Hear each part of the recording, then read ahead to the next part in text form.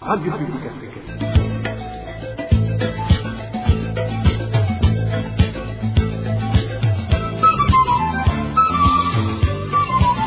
Radio Publique Africaine.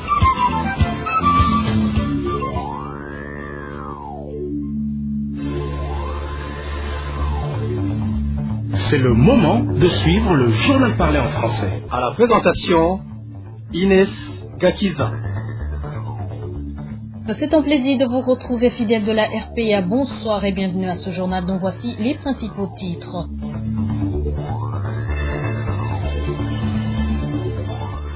Les administratifs de Kidzu, cassés en commune Rumongue, dans des agissements opposés à leur mission, la population leur reproche de protéger les auteurs de crimes de viol contre leurs enfants. Les craintes de famine au camp de Naki Valley en Ouganda, à l'origine une mauvaise récolte due aux aléas climatiques. Et dans ce journal, nous vous parlerons aussi des grognes des habitants de la zone Nyabibondo à Nyabiraba. Ils payent une amende de 15 000 francs en cas d'absence dans les travaux communautaires. Voilà pour le sommaire, tout de suite, le développement.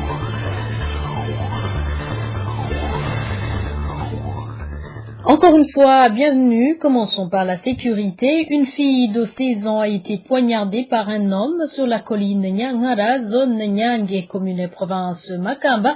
C'était le matin de ce lundi vers 7h30. Les informations en provenance de la province Makamba font savoir que cet homme se cachait dans la brousse près du chemin de l'adolescente et il l'a poignardée à 2 reprises au niveau du front et au niveau du cou. Selon toujours les mêmes informations, la victime est actuellement alitée à l'hôpital de Makamba et l'homme est jusqu'à présent introuvable.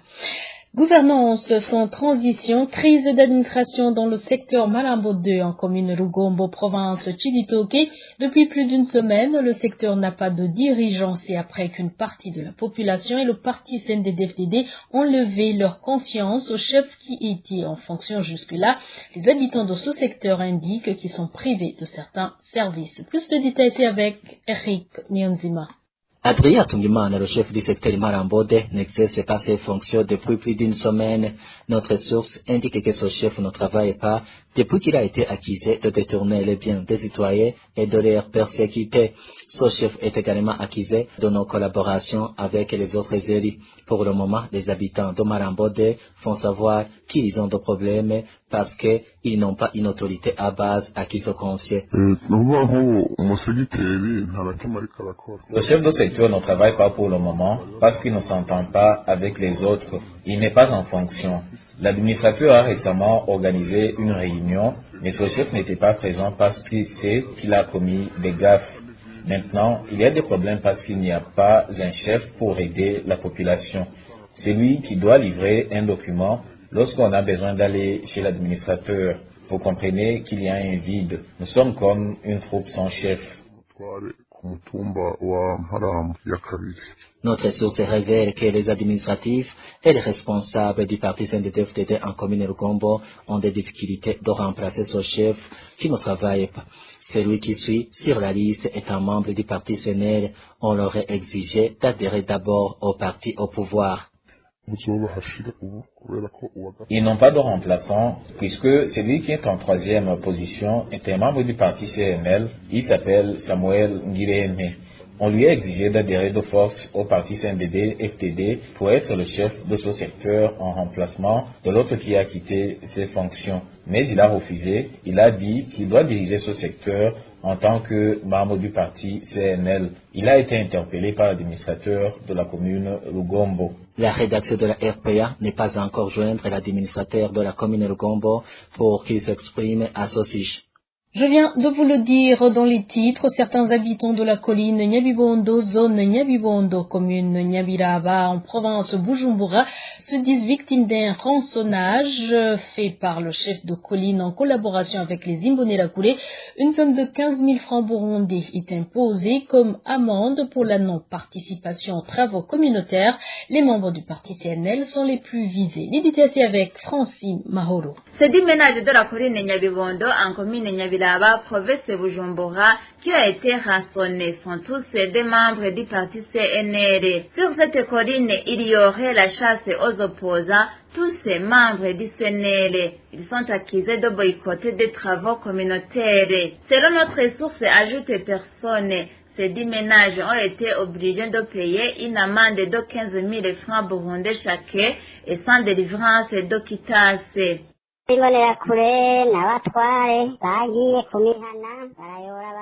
Les Imbonerakure et les Ericorinaires se sont déployés dans les ménages sous le prétexte de chercher les opposés. Ils leur délivraient des quittas de 15 000 francs burundais. Ils leur disaient que la quittasse porterait sur la somme de 10 000 francs. Les 5 000 restants étaient destinés aux Eri et aux Imbonerakure. Ces quittas ne portent aucune somme. Tous ces actes ont été commis par le chef de la colline, Nyabibondo, et les Imbonerakure.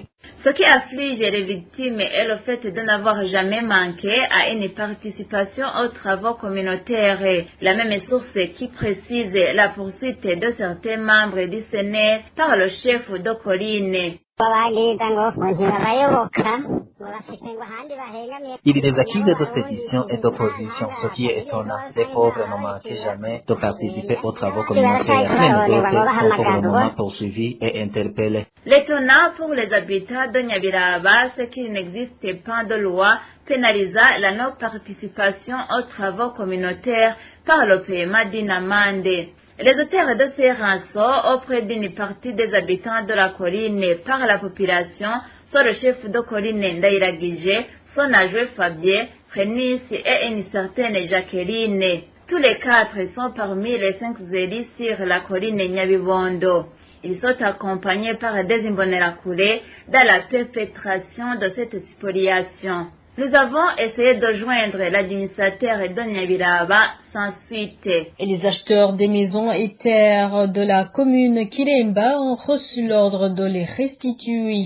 Au cours de la rencontre organisée par le gouverneur d'Ongozi dans cette commune ce samedi, il s'est observé 2 camps qui divergent sur le dossier de l'administrateur. Émile Nibasumba. Une partie des intervenants au stade de Kiremba ce samedi accusait l'administrateur Pascal Sevigo de malversation et de détournement des fonds publics, mais une autre partie le soutenait. Vous pouvez même demander ici. Notre administrateur est sur terrain. Il travaille convenablement. Qu'il cesse de nous perturber. S'il ne restait pas en fonction, ce serait un problème. La commission finance. Par exemple, la commission finance devrait suivre certaines activités de développement. Mais nous entendons parler des ventes de ceci ou cela qui se sont effectuées sans qu'aucun membre de la commission soit informé.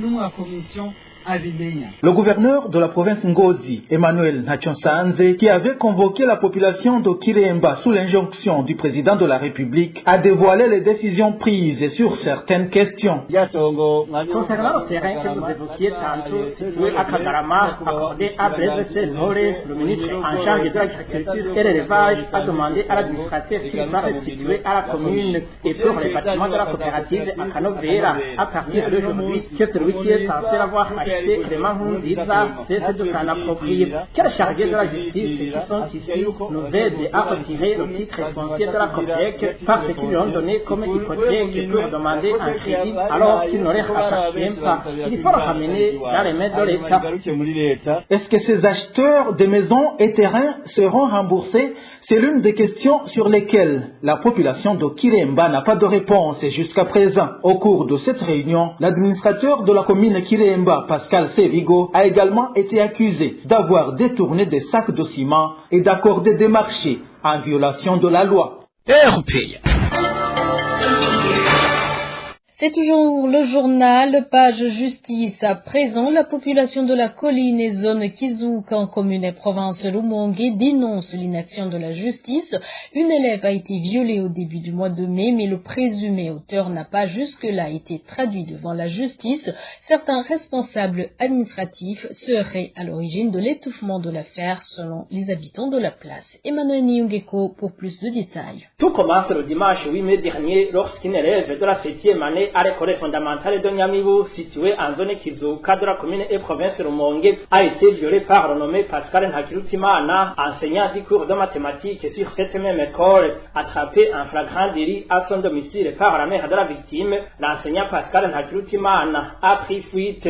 Selon nos sources à Rumonge, le présumé auteur de ce crime s'est présenté à son service le lendemain comme si de rien n'était. Paradoxalement, c'est la jeune fille qui a été renvoyée définitivement de cet établissement scolaire, accusée de violation du domicile de l'enseignant Pascal Ntakirutimana, en même temps militant du parti CNDD-FDD. Entre-temps, les voisins de la famille de la jeune fille et certains défenseurs des droits humains de la province de Rumonge pointent du doigt certains administratifs de s'y être impliqués pour étouffer l'affaire. Selon nos sources, une somme de 300 000 francs burundais donnée par le présumé auteur de ce viol aurait été partagée par Jonas Nimenya et Pascal Hakizimana, respectivement chef de la sous-colline et chef de colline Kizuka. Ces responsables administratifs auraient proféré des menaces à la famille de la victime afin de ne pas porter plainte. Les autres personnes citées sont entre autres le prénommé Alphonse, responsable de 10 maisons dans la localité où a eu lieu le crime, et le nommé Richard Ndagijimana, lui aussi enseignant à l'école fondamentale de Nyamibu. Ce dernier est détenu dans le cachot du commissariat provincial de la police à Rumonge depuis le 15 juillet pour avoir aidé le présumé auteur du crime à s'évader. L'enseignant Pascal Ntakirutimana s'est évadé le 9 mai, le lendemain du viol. Les habitants de la colline et zone Kizuka dénonce l'inaction de la justice en province Rumonge pour n'avoir pas poursuivi cet enseignant. Lors de sa descente dans cette province, en date du 24 juin dernier, le président Evariste Ndayishimiye avait exigé que les présumés auteurs du viol soient arrêtés et traduits en justice. Le cas de l'enseignant Pascal Ntakirutimana s'ajoute à celui d'un autre enseignant prestant au lycée Nyamibu du nom de Bethel Nahoturi, accusé d'avoir violé son élève au début du mois de mai et qui n'est pas du tout inquiété. À ce propos, la rédaction de la RPA a contacté Fanuel Nahayo, procureur de la République à Rumonge, mais il s'est réservé de tout commentaire. Infrastructure à présent, la voirie dans la mairie de Bujumbura se trouve dans un état qui mérite d'être suffisamment rétabli. Certains habitants de la ville qui se sont confiés à la RPA estiment que la plupart des routes sont actuellement très endommagées au point que les travaux de réhabilitation devront les restaurer presque complètement. Eloge Divin et Mécha nous fait le point. Les usagers du réseau routier de la ville de Bujumbura déplorent l'état des routes dans cette ville. Ceux qui se sont confiés à la RPA révèlent que les autorités chargées de la réhabilitation de la voirie seront obligées de refaire cette dernière, étant donné que les nids de poules qui s'y trouvent se sont agrandis systématiquement, emportant une grande partie des routes auparavant macadamisées. Cet habitant donne l'exemple des routes se trouvant au sud de la ville de Bujumbura. Pour le moment, les travaux de réhabilitation qui sont déjà en cours concerne surtout la route qui passe tout près du monument du soldat inconnu vers le quartier Musaga. Cependant, les routes sont en très mauvais état, à tel enseigne qu'elles devraient être presque totalement reconstruites. Une de ces routes, c'est celle qui vient de la première avenue de ce quartier vers le centre-ville. À ce niveau, il ne s'agirait pas uniquement de boucher les nids de poules.